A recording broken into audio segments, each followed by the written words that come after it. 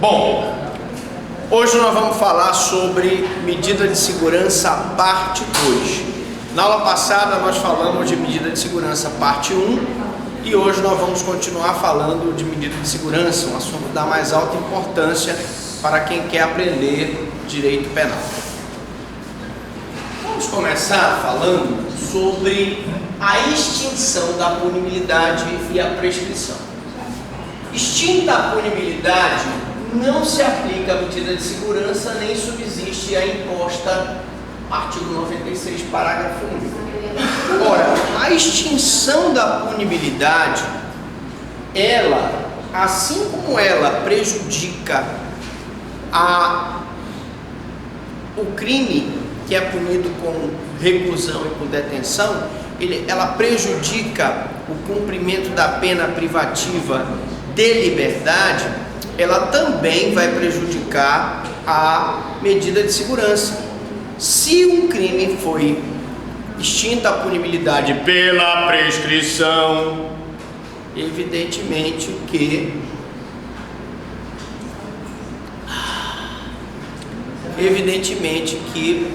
se houver uma medida de segurança, havendo a extinção da punibilidade pela morte do agente, pela prescrição, pela decadência, pela preempção, pela anistia, pela graça, pelo indulto, uma medida de segurança também não deve subsistir se houver uma extinção da punibilidade.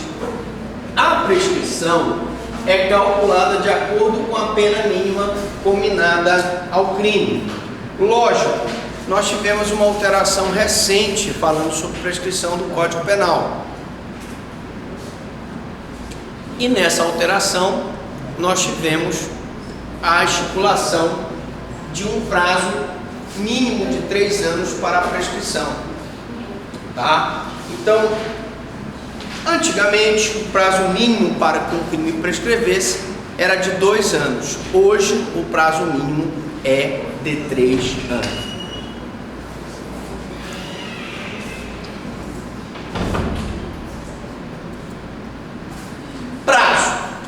Prazo mínimo da medida de segurança é de 1 a 3 anos. Então, uma medida de segurança, se for estipulado um prazo para que ela seja cumprida, esse prazo mínimo é de 1 a 3 anos. E o prazo máximo é indeterminado, perdurando a medida de segurança enquanto persistir a periculosidade. Portanto, o espaço de tempo mínimo durante o qual uma pessoa cumpre a medida de segurança é de 1 a 3 anos. E o espaço máximo é indeterminado.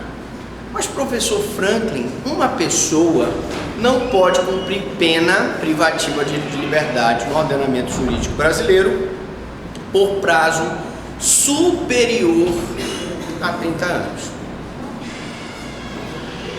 Se uma pessoa estiver cumprindo medida de segurança e completar aquele prazo de 30 anos, pelo mesmo raciocínio, ele não teria que ser colocado em liberdade? Ora, senhores, a questão é muito simples. Se para a pena que é mais grave, que tem uma necessidade repressiva, de punição, de vingança, para aquela pessoa que praticou um fato típico e antijurídico que está sendo punido para o Estado, uma pena já não comporta o cumprimento mais de 30 anos, como é que uma medida de segurança poderia uma pessoa ficar em medida de segurança por 30, 35, 40 anos? Daí que nós vamos ter daqui a pouco uma explicação interessante sobre a constitucionalidade ou inconstitucionalidade desse prazo máximo da prescrição ser indeterminado. Eu sei que o prazo mínimo, durante o tempo mínimo durante o qual a pessoa cumpre uma medida de segurança, será de 1 a 3 anos. A internação ou tratamento ambulatorial será por tempo indeterminado, perdurando enquanto não for averiguada por perícia médica a cessação da periculosidade. Mas, porém, contudo, todavia, Mesmo que eu tenha um prazo indeterminado, o prazo de cumprimento da medida de segurança, vocês concordam, não pode ser superior ao prazo máximo de cumprimento de pena. Se eu tenho um prazo máximo de cumprimento de pena de 30 anos para as penas privativas de liberdade, eu não posso ter mais de 30 anos para a medida de segurança. Aí você vai me perguntar, mas professor, não cessou a periculosidade, ele continua sendo um perigo para a sociedade, ele continua havendo necessidade que ele fique em manicômio judiciário, se ele for colocado em liberdade, ele poderá vir a matar uma pessoa. E como resolver esse problema? Essa que é a grande questão, esse que é o grande imbróglio dessa medida de segurança parte 2. Vamos então falar agora da constitucionalidade do prazo indeterminado. Há duas posições a respeito do tema. A primeira posição diz que não é inconstitucional o prazo indeterminado das medidas de segurança, porque estas não são penas, não violando, portanto, a proibição de condenação a penas perpétuas. Se uma pessoa ficar perpetuamente com problemas mentais, por essa corrente, perpetuamente, permanentemente, ela ficaria em medida de segurança. Importaria, inclusive, dizer que ela ficaria por prazo superior a 30 dias. Ou, perdão, a 30 anos. Eu estava testando se vocês estavam atentos. Então, ele não pode cumprir mais de 30 anos de pena, ele não pode cumprir mais de 30 anos de medida de segurança. Mas como a medida de segurança não é pena, não haveria a violação da norma, porque nós temos uma norma que diz que não se admite penas perpétuas, né, no nosso ordenamento jurídico. Ora, penas perpétuas são penas que são por tempo indeterminado, fica a vida toda preso. Ele ficaria então por essa corrente a vida toda sob medida de segurança. Bom, eu vou já falar um caso concreto, tá? Aguente só um minutinho que eu vou já falar. Deixa eu só terminar de explicar. Além disso, não há proporcionalidade nas medidas de segurança. Isso não é inconstitucional, pois elas não guardam relação com o mal produzido à sociedade, diferentemente do que ocorre com a pena. Ora, seria uma desproporcionalidade uma pessoa ficar presa, privativa de liberdade, cumprindo uma pena privativa de liberdade por 30 anos, depois ser solta, e uma pessoa cumprindo uma medida de segurança poder ficar mais de 30 anos, porque não violaria o princípio da proporcionalidade. Daí porque vem então a segunda posição, que diz o seguinte: a garantia constitucional que afasta a possibilidade de ter-se prisão perpétua se aplica à custódia implementada sob o ângulo da medida de segurança. Quando o ordenamento jurídico, quando a Constituição Federal proíbe as penas perpétuas, e nós vimos isso quando nós falamos de sanção penal, não se admite penas perpétuas, não se admite penas de caráter perpétuo, não se admite pena de morte, salvo no caso de guerra, não se admite penas cruéis, não se admite penas degradantes. Ora, a vedação da não aplicação da pena perpétua também atinge a medida de segurança. A medida de segurança, ela está incluída, tendo em conta ainda o limite máximo do tempo de cumprimento das penas privativas de liberdade, que é de 30 anos. Seria desproporcional eu livrar uma pessoa que cumpre uma medida privativa de liberdade e manter uma pessoa que cumpre uma medida de segurança por mais de 30 anos. Ainda complementa essa posição, que alude o artigo 75 do Código Penal. O que alude o artigo 75? Nós já vimos. O cumprimento máximo da pena privativa de liberdade não pode ultrapassar 30 anos. Ele pode até ser condenado a 600 anos, mas ele só vai cumprir 30 anos. e o que estabelece o artigo 183 da LEP, brevemente será reformada, que delimita o período da medida de segurança ao prever que esta ocorre de substituição da pena, não podendo desta forma ser mais gravosa do que a própria pena. Ora, se eu admitisse que uma medida de segurança pudesse ser cumprida por mais de 30 anos, essa medida de segurança de internação no manicômio judicial seria mais grave do que a própria pena. Daí você pediu aí atrás o caso concreto. Nós tivemos um debate acalorado sobre essa questão quando houve o julgamento do caso do bandido da luz vermelha. Alguém já ouviu falar do bandido da luz vermelha? O bandido da luz vermelha era um assassino, um serial killer, assim como o Chico Picadinho e o Francisco de Assis Pereira, o maníaco do parque. E o bandido da luz vermelha era reconhecidamente uma pessoa, provado por laudo pericial, inimputável. Não tinha condições de entender o caráter ilícito da sua conduta, nem de determinar-se de acordo com esse entendimento. Salvo engano, ele estava numa cela com outro detento, e ele, para não dividir a cela, ele matou o outro detento. Acontece, porém, que o bandido da luz vermelha completou então 30 anos de medida de segurança de internação em manicômio judicial. E a Defensoria Pública do Estado de São Paulo, no seu direito de defender o interesse do preso, entrou com um pedido dizendo que, assim como eu não podia manter uma pessoa mais de 30 anos em cumprimento de pena privativa de liberdade, eu não podia manter o nosso bandido da luz vermelha em medida de segurança de internação. O juiz da execução concedeu a liberação dele. O Ministério Público entrou, o Ministério Público do Estado de São Paulo entrou com agravo em execução, dos recursos da execução penal eu só tenho um agravo em execução, dizendo o seguinte: tudo bem, eu posso até concordar com a Defensoria que ele está há 30 anos preso e que ele, assim como uma pessoa que está cumprindo pena privativa de liberdade tem que ser liberado, ele também tem. Mas a Defensoria se esquece que ele é um elemento extremamente perigoso, que se ele for colocado em liberdade, ele poderá vir a matar uma pessoa. Infelizmente, o Ministério Público perdeu o recurso. Foi dado ganho de causa à Defensoria Pública. E o nosso amigo bandido da luz vermelha saiu em liberdade. Primeira coisa que ele fez foi procurar um parente, depois de 30 anos encarcerado. O parente já conhecia ele e já sabia da periculosidade. O parente não era bobo nem nada e procurou tomar as providências.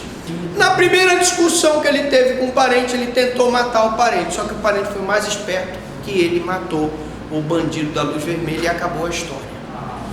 Mas o que eu quero dizer para vocês, gente, é o seguinte: hoje já se advoga a tese de que uma pessoa como o Chico Picadinho, como o bandido da luz vermelha, ou o Francisco de Assis Pereira, o maníaco do parque, deveria ser, após o cumprimento de 30 anos da medida de segurança, permanecer internado, recebendo tratamento para prevenir a ordem pública. Não que nós concordemos, vamos deixar bem claro, de que eu mantê-lo mais de 30 anos em medida de segurança seja lícito, não. Mas eu também não concordo que depois que ele complete 30 anos em medida de segurança, ele seja simplesmente colocado em sociedade, que ele não vai se ressocializar e ele poderá vir a matar uma pessoa. Ok? Beleza? Então, na prova, se cair essa pergunta, você já sabe. Temos uma posição que diz que é inconstitucional, prazo indeterminado, e outra que diz que é constitucional. Então, só complementando aí, Valente, com base nisso, conclui-se que, embora o artigo 1º, o parágrafo 1º do artigo 97 do CP disponha ser indeterminado o prazo de imposição da medida de segurança, a interpretação a ser dada a esse preceito deve ser teleológica, né? Buscando os fins, deve ser sistemática, levando em consideração todo o sistema do ordenamento jurídico, de modo que a não conflitar as mencionadas previsões legais e constitucionais que vedam a possibilidade de uma prisão perpétua. Admitir que a medida de segurança ultrapassa os 30 anos é admitir uma prisão perpétua, mas também colocar a pessoa em liberdade é gerar risco iminente para a sociedade. Diga. Porque a finalidade é preventiva, né? Então, para que a medida de segurança? Porque também é uma sanção penal, uma medida de... Mas é uma discussão boa. É uma discussão boa, porque se a pessoa cumprindo pena privativa de liberdade não pode cumprir mais de 30 anos também, porque está cumprindo medida de segurança também não poderia ser. Logo, o limite temporal deve ser aquele fixado para as penas privativas de liberdade. Ou seja, qual o limite temporal para a corrente que diz que há um limite temporal para as sanções penais de medida de segurança? É o limite de 30 anos, assim como a pena privativa de liberdade. Portanto, o indeterminado é entre aspas, né? Exame de verificação da periculosidade.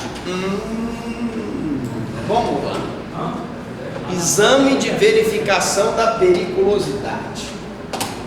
Bom, professor, a gente tem que manter o cidadão em medida de segurança enquanto ele apresentar periculosidade. Lógico.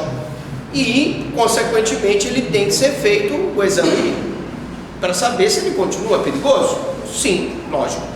Então eu vou ter um exame de verificação de periculosidade, realizado ao fim do prazo mínimo fixado, ou seja, de 1 a 3 anos, repetindo-se de ano em ano. De ano em ano, o médico vai lá e verifica se ele apresenta periculosidade, ou a qualquer tempo assim que determinar o juiz da execução. Apresenta uma psicose, apresenta um surto psicótico, e naquele momento que ele apresenta o surto, e eu vou então pedir como juiz da execução penal para que seja submetido ele a um exame de periculosidade. Então o exame, só recapitulando, ele é feito no prazo mínimo de 1 a 3 anos e vai se repetir de ano em ano. Mesmo passado 30 anos? Aí lógico, se passou, ele já cumpriu 30 anos de medida de segurança, não vai precisar, porque ele vai estar, pelo nosso, hoje, o entendimento dos tribunais superiores, que 30 anos, se ele cumprir de medida de segurança, ele tem que ser colocado em liberdade. Bom, antes de fim do prazo mínimo, poderá ser requerida a perícia médica pelo Ministério Público ou pelo interessado. Se completou 6 meses cumprindo medida de segurança, ele está virando o cavalo do cão dentro do manicômio judiciário, eu vou então pedir para o Ministério Público que ele seja submetido a exame. Exame de verificação da periculosidade. A periculosidade é presumida para os inimputáveis.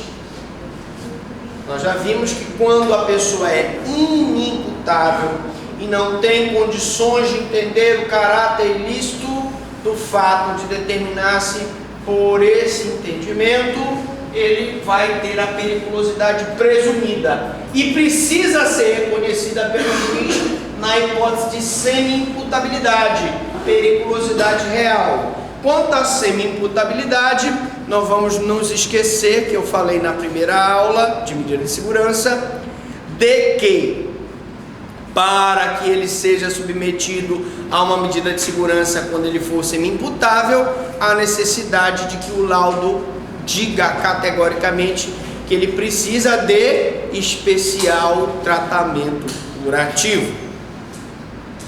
Porque se o laudo não disser que ele precisa de especial tratamento curativo, ele vai ser submetido a uma pena com a redução. Tá? Eu vou entrar depois nesse método mais adiante. Exame de verificação da periculosidade.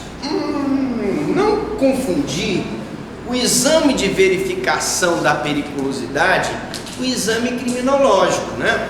O exame de verificação da periculosidade é aquele que é feito em cima daquela pessoa que está cumprindo uma medida de segurança. E o exame criminológico pode ser requerido em favor de todo e qualquer preso. Periculosidade, medida de segurança. Exame criminológico, todo e qualquer preso imputável. Beleza? Então o STJ já decidiu que se entre a data da imposição da medida de segurança e a captura do inimputável decorre tempo superior ao prazo mínimo de duração da medida de segurança, a execução deverá ser precedida de verificação da periculosidade. Explica aí, professor Franklin, esse seu slide. É o seguinte: imaginemos que uma pessoa foi condenada a uma medida de segurança de internação em manicômio judicial. E ela foi condenada, mas ela fugiu e permaneceu desaparecida durante 3 anos, que é o prazo mínimo, vamos colocar 3 anos. Depois de 3 anos, ela é capturada. O que o STJ diz? Se entre a data da imposição da medida de segurança, ele fugiu e a captura do inimputável decorre em tempo superior ao prazo mínimo, mais de 3 anos, por exemplo, a execução deverá ser precedida por verificação da periculosidade. Vai se pegar aquele doidinho que fugiu, que apareceu depois de 3 anos, vai se fazer o exame de periculosidade para ver se realmente ele continua apresentando a periculosidade. Se continuar e a pena pela qual ele foi condenado for de reclusão, ele vai para a internação. Se continuar e a pena pela qual ele for condenado for detenção, ele vai para tratamento ambulatorial. Deu para entender isso? Tranquilo, fácil.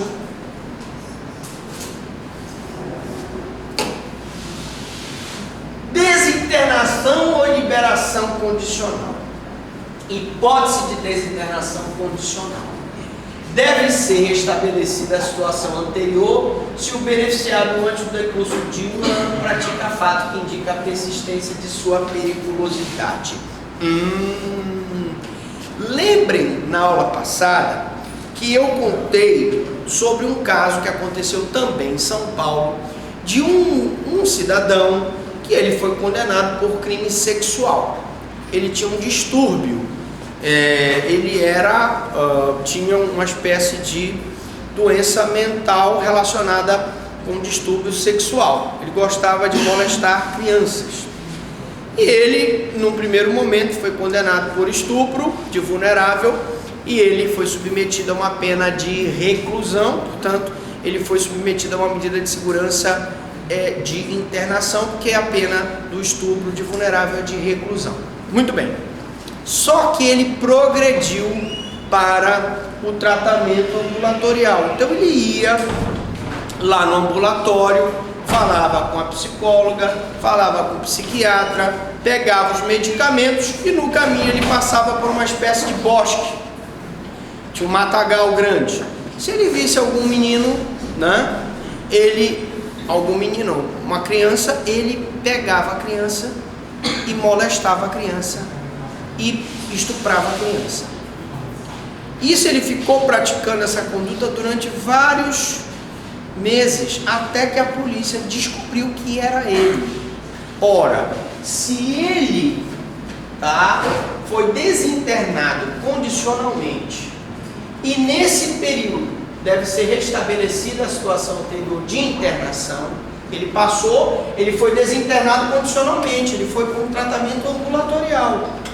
E no período antes do decurso de 1 ano, ele praticou o fato que indica a persistência de sua periculosidade, qual seja, ele praticava estupro contra a criança no caminho da casa dele para o ambulatório. Então o que vai acontecer com ele? ele novamente regride de sistema. Ele estava em tratamento ambulatorial, ele vai voltar para a medida de segurança de internação. Isso também acontece.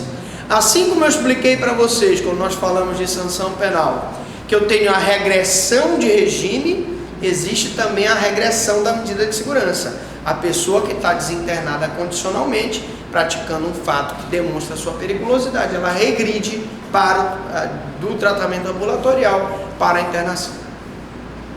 Beleza? Desinternação, liberação condicional. Caso esteja cessada a periculosidade, o sujeito será desinternado. Preste atenção. Cessou a periculosidade dele, ele progride para o tratamento ambulatorial. Só tem dois na medida de segurança, né? Ou ele está em internação, ou ele está em tratamento ambulatorial. Cessada a periculosidade, o sujeito é desinternado, no caso de internação, ou liberado no caso de tratamento ambulatorial. Porém, condicionalmente, pois se dentro do prazo de 1 ano praticar qualquer fato indicativo de sua periculosidade, a medida de segurança será restabelecida. Não há necessidade de prática de um crime. Qualquer fato praticado em desacordo com a normalidade pode restabelecer a medida de segurança. Então, se ele estava internado, cessou a periculosidade, ele vai para o tratamento ambulatorial. Se ele estava no tratamento ambulatorial, cessada a periculosidade, ele fica solto condicionalmente. Aí ele tem um surto psicótico, não mata ninguém, não estupra ninguém, mas quebra a casa toda. Epa, esse cara é perigoso. Assim como ele quebrou a casa toda, ele podia ter quebrado a mulher, os filhos, sei lá, o vizinho. Então, volta para o tratamento ambulatorial ou até volta para a internação, dependendo do caso. Vamos repetir que o nosso amigo da gloriosa PC chegou aí, chegou atrasado hoje, amigo. O que foi que aconteceu? Você sabe que quando você não chega, eu fico, a aula não é a mesma. Olha só. Bom, então, você sabe que eu conheço esse rapaz, peguei esse rapaz no colo. A mulher dele, ele era um bebezinho assim. Vocês não sabem, mas ele parece mais velho que eu, mas na verdade eu sou muito mais velho que ele. É verdade, eu dava cola pra ele lá na UFPA. Dava, não dava? Uma colazinha assim pra ti? Dava umas questõezinhas de economia? Não? Era o inverso. Bom, então, como eu estava dizendo aqui, se ele está em internação, cessa a periculosidade, ele vai para o tratamento ambulatorial. Se ele está em tratamento ambulatorial, cessa a periculosidade, ele vai ser colocado em liberdade condicional. Se ele apresenta algum surto psicótico ou pratica qualquer conduta irregular, tipo ele sai nu pela rua, ou sai quebrando as coisas na rua, sei lá. E aí, se for indicativo de periculosidade, ele vai voltar para a medida de segurança. Oi. Ele pergunta: o senhor já estava quase dormindo, mestre, agora o senhor resolveu perguntar? Se esse fato ocorrer após 1 ano. Oi? Se esse fato ocorrer após 1 ano. Não, nós não vamos limitar aqui se o fato acontecer depois de 1 ano, ou de 2 anos, depois de 3 anos. A questão é muito simples. Eu tenho um prazo mínimo de cumprimento da medida de segurança, beleza? Após esse prazo mínimo, nós explicamos para vocês que anualmente ele faz um exame de periculosidade. Feito o exame de periculosidade, constatada que ele não mais apresenta periculosidade, ele sai da internação, pode ir para o tratamento ambulatorial, ou pode sair do tratamento ambulatorial e vai para a liberdade. Liberdade condicional. Lá na liberdade, ele pratica qualquer ato, e aí não é independente de 1 ano, 2 anos, 3 anos, ele pode voltar a cumprimento da medida de segurança. Olha só, conversão do tratamento e internação. em qualquer fase do tratamento ambulatorial, poderá ser determinada a internação do agente se essa providência for necessária para fins curativos. Eu expliquei o caso do cidadão que lá em São Paulo, quando ia para o tratamento ambulatorial, estuprava crianças. Mas eu posso ter situações em que eu preciso internar o cidadão para um tratamento mais adequado. O bipolar, ele é uma pessoa extremamente